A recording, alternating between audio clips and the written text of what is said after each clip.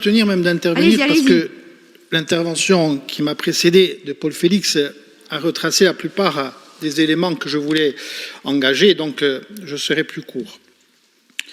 En fait, il n'y a rien de nouveau sous le soleil. Quand on dit que c'est le caractère du préfet Le Large qui a certainement son caractère, je vous avais alerté, Monsieur le Président, en 2019, lorsque Madame Gouraud et Madame Chevalier s'étaient rendues à ma demande sur le territoire du PETR, où j'avais invité les 10 vice-présidents avec un travail fourni depuis 3-4 ans sur des axes stratégiques, sur un projet de territoire. Il y en a un dans le pays de Balagne, c'était le second chez nous, et qu'à la veille de leur venue est arrivé un conseiller du Premier ministre à l'époque, Édouard Philippe, pour aller voir les communes du PETR la veille, en leur disant qu'il y avait des contrats qui allaient être signés. Et bien entendu, ils sont arrivés à Pétréto avec les médias en essayant de me faire disjoncter sur les dossiers, ce que je n'ai pas fait. Et l'après-midi, ils sont descendus signer à Propriane, qui était dans le PETR, un plan exceptionnel, etc., sans inviter le président du PETR, en expliquant bien que les PETR n'étaient que des syndicats mixtes, etc. Donc rien de nouveau sous le soleil. Ils ont créé l'Agence nationale de la cohésion des territoires, que j'ai rebaptisée Agence nationale de détricotisation des territoires, et qui a conduit à la confusion dans laquelle nous sommes aujourd'hui. Et ce que disait mon collègue Romain Colonne a raison, c'est la même chose dans les autres territoires et dans les autres régions. Mais ce n'est pas tout, puisque au-delà de cette approche qu'ils ont menée, en allant saupoudrer, et je ne jette pas la pierre, bien au contraire, aux communes et aux intercos qui ont contractualisé, parce qu'on a des mandats qui sont précis, et ceux qui ont défendu ces projets. Après, je proposerai aussi une méthode différente. Donc, sur cette approche-là, bien entendu, il n'y a rien de nouveau sur le soleil. Quand il y a 40 ans en arrière, et j'ai fait un historique à Mme Gouraud lorsqu'elle est venue de 1976 à 2019 sur le développement local, et je tiens à préciser, et là on le voit aujourd'hui, que le développement local, territorial et la territorialisation, c'est éminemment politique. Éminemment politique. Parce qu'ils savent très bien que l'autonomie de fait, et ils savent très bien que l'émancipation des peuples, elle s'opère à partir du moment où la maison, on la construit par la base, par les fondations, et non pas par le toit. Et c'est bien pour ça que dans les années 82, dans le premier statut, lorsque le pouvoir économique a été transféré aux régions, M. Pascal Arrigue, paix à son âme, a supprimé à toutes les associations, et en premier lieu au foyer rural grand secteur de l'Ali, qui avait créé Chilach, où dans les rapports de police, on a vu quelques années après que Chilach et les foires rurales étaient stigmatisés comme étant des lieux subversifs. Donc il n'y a pas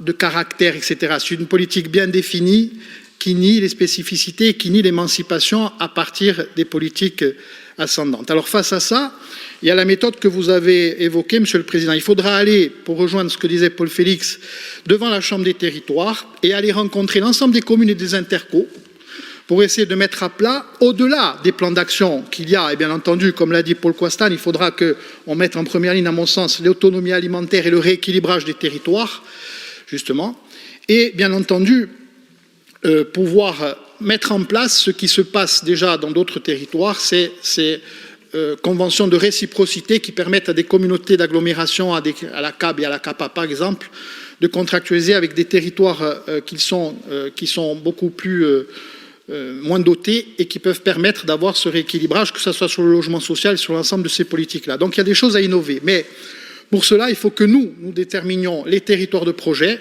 Je l'ai dit et je le préciserai tout à l'heure dans le prochain rapport. Il y a bien sûr les groupes d'action locaux, là aussi, 92, les premiers GAL, les premiers programmes Interreg, qui devaient permettre au peuple d'Europe de travailler ensemble et de construire des projets, etc. La plupart des projets au départ Interreg ont été confisqués par les États membres, et pas que la France, tous les États membres, et notamment l'Italie en premier, qui s'en est servi pour développer son réseau routier.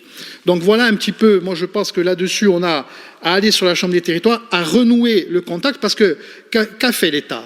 Il est arrivé, donc je vous ai expliqué ce que j'avais dit, donc c'était une sorte de barbouzerie en col blanc, parce que lorsqu'on vient casser un travail qui est fait sur un territoire, sur un projet de territoire validé par des acteurs locaux et que derrière on finance et on saupoudre au niveau des communes ou des intercos sans aller sur ce travail de fond qui a été fait, on sait très bien ce que ça donne. Donc là-dessus, il ne faut pas pratiquer la politique de la chaise vide, il faut être présent, il faut définir nos territoires de projet, il faut mettre notre ingénierie, comme c'est le cas et comme on en a déjà parlé, il faut accentuer ces dispositifs qui vont se mettre en place sur les territoires, et ensuite. Et c'est pour ça que ce travail il est important, parce qu'à ce moment-là, on peut demander à l'État de venir à la table, et avec l'ingénierie aussi de l'État, parce qu'il en faudra.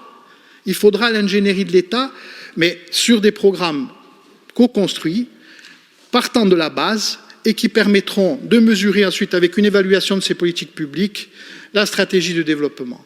Et sur ces projets-là, on verra dans les éléments qui viennent, et dans une commission qui sera co-pilotée par la commission de développement local et la commission des affaires européennes le 8 mars, sur les politiques rurales, il y a des innovations à mettre, et il faut qu'on arrête de regarder uniquement vers Paris.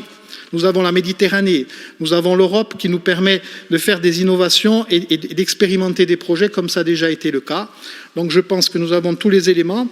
Le comité de massif, et c'est une avancée historique qu'il faut quand même ne pas oublier, qui a permis justement d'avoir ces moyens pour ces territoires et pour cette politique de la montagne, c'est aussi une amorce aussi de politique de territorialisation qu'il ne faut pas négliger. Et bien entendu, au-delà de ces projets qui vont porter un soutien important à nos institutions locales, qu'elles soient communes, interco, etc., il y a bien sûr tout le panel de développement que l'on doit mener auprès des entreprises artisanales, commerciales et agricoles. Et c'est pour ça que le dossier qui est passé la semaine dernière, la session dernière, sur l'organisation de des chambres de commerce et des métiers est un élément important qui va permettre de donner beaucoup plus de puissance à nos politiques publiques et à nos politiques en service de ces territoires. Donc voilà un petit peu le chantier qui nous attend sur la méthode et sur la nécessité, bien entendu, d'être nous offensifs pour pouvoir faire en sorte que l'État vienne sur les propositions que nous avons faites.